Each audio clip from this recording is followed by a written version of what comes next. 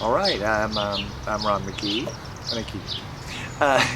I am the founder and artistic director of Late Night Theater. We've been around 24 years, and I've acted in town. I propped in town for a long time. That's really about it. I mean, that's really all I do. I mean, yeah, that's it. I'm going to run with that.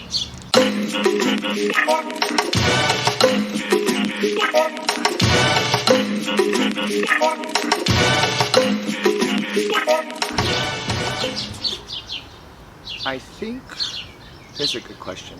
What are my proudest moments? Okay, I think some of my proudest moments are Unicorn's Laramie project, doing that on the night of 9/11, the actual 9/11. Like, the buildings had just come down, and we still had to do the show, and people still showed up because there was these 2 school buses coming in from really far away in Kansas or Missouri with teenagers, and we had been booked to have a talk back with them afterwards, and it was like Cheryl Binge and Terry O'Regan and Missy Kuntz and Michael Smith. I mean, like, it's one of those casts where you're like, oh my god. And we're doing Laramie Project, and we play all these characters, you know, Laramie Project, and I get to the speech, the hospital speech, and I'm the hospital director, and I really just start crying on stage. I mean, I am weeping for humanity and for the loss and everything.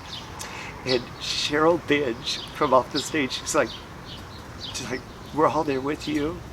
And the cast broke full on character and started coming up, and the kids are crying in the audience, and there was this cathartic moment of getting through this show and then having this talk back afterwards that I've got to say is probably, yeah, I think that's the most emotional experience I've ever had, understanding what theater does, why it's there, and why we must continue it. And then I've had other really great, late night theater is my baby. I love it. I love playing these characters. I love making people laugh. I've said this to you earlier, Jake, escapism is everything to me. It's a moment to reflect on yourself, or to clear your mind, or to laugh, or forget what's going on outside the door. And come on, let's be honest. I don't know how old you are. I feel like you're in your 20s, but I've always said that because I've always known you since you were younger. But in all these years, it's just like, there's always been trouble. Our world is weird, and we need us. So that's what I would say. Those are my 2. Run with that. So you're really wanting to know what changed. Okay, so I started in the 80s, and many gay bars were still buzzed in. Well, parts of this city, it was against the law to even do drag. You could do drag, but you had to wear men's clothing, some piece of men's clothing. And we would be rated, and they would check to see if you had a piece of men's clothing on. And so you would have lesbians, you'd have your beards, that would be our carriers and come and party with us, and then they would, that was really true, they would carry our stuff, and then they would stand with us to act like they were our girlfriend or our wife. And it's very strange because, you know, times have changed. I mean, look at our world now. I mean, gay bars can have full-on windows you can look into. And I remember the first time seeing a gay bar in San Francisco that had real windows, and you could see out, and I was terrified. I hadn't been that terrified in a long time, because you go into a dark hole. And then it was just gay and lesbian bars. And this city still is shit on that. I mean, at least we're seeing integrated casts and integrated drag queens and drag kings, but you know, there was a African American bar, Soki's, which was just incredible, and Bellstar had had full-on Latin drag nights, and you'd go to all of them because the drag was beyond anything. It was better than us white girls, I'm telling you that right now. But it's wild time. Now, if we're talking about just theater, I was at UMKC when they weighed us. I won't say the people's names, but I remember when it was not good. And I was already bulimic coming out of high school, and I thought I could really put my life together, and you had to be weighed to be in the program. Like, and I really thought that's how theater was. And I thought it for 10 years. I mean, I think theater is less cruel than it used to be. And I think people are being called out for their cruelty, and that is making me happy. And I've come to Jesus on some of my stuff. I'm like, phew, Ron, you fucking crossed a line. You know, it's like, look back on yourself and wonder why that happened. Can you learn from it? Can you grow from it? Or are you just going to keep repeating history? And this is a big problem. It's like, you better start opening your eyes. Open your fucking eyes. We can change. And if people don't change, then take them down. I am done. I am done. And I know you are. I know I know that a lot of people are. And I'm gonna have a sip of my Quirk. It's Boulevard's new little spritzer drink. This is cherry blossom and lime. It has less carbs and no sugar, so this is why I drink it. I'm only talking to the camera for this in case you want to, they will give you money for it. I'm going to look out there and say, how can I do better? How can we as late night do better? And we'll focus on our world. And hopefully by us doing change and maybe speaking out, sometimes I don't know speaking out is the answer anymore. I was around when we threw blood on the White House lawn, so I'm more throw blood. To be honest, I'm more the Molotov cocktail, you know, act up kind of person. So that's the only thing I have to be real careful about. But that's all I'm going to talk about this. I think that summed it up. Also, the other thing that I found over the years that has really been improving is the musician scene, the music scene in our city with the artist scene and the theater scene somehow is done this. And that makes me so happy.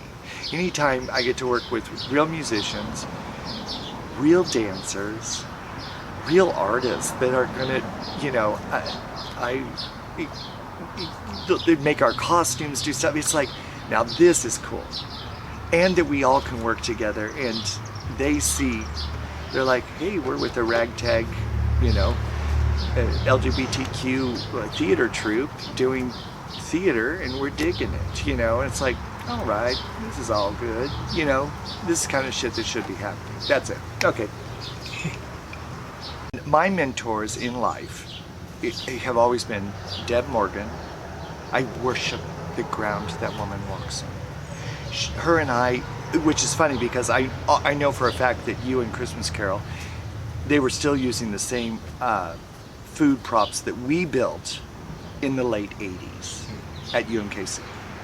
I know that for a fact because when they were clearing out the caves, they were throwing away, and I was like, do I want to keep the cake I made? You know, I mean, do I want to get the figgy pudding's right there? You know, it's like, oh, there's our turkey.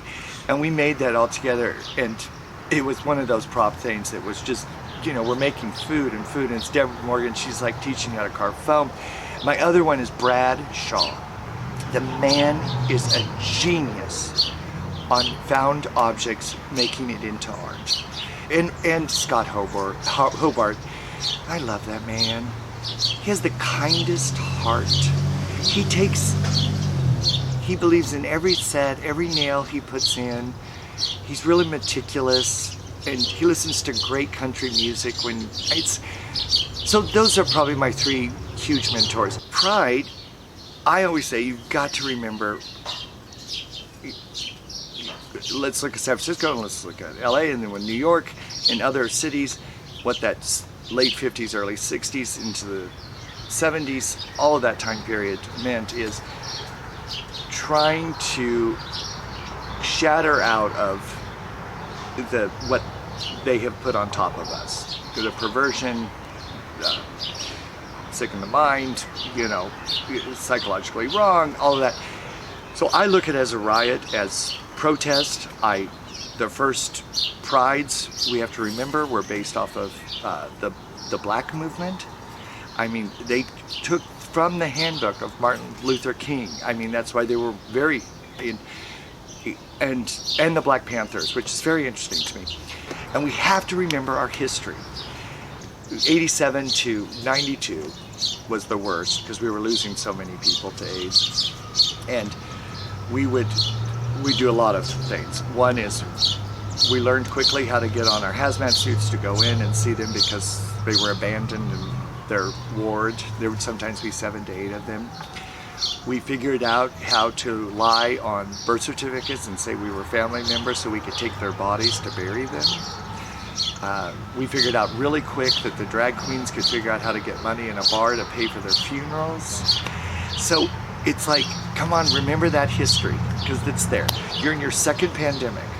There's been one. This is your second pandemic. That was good timing, because that was kind of dramatic with that. Did you like that? It's like, I asked them to do that. Like, people fought for me to be here.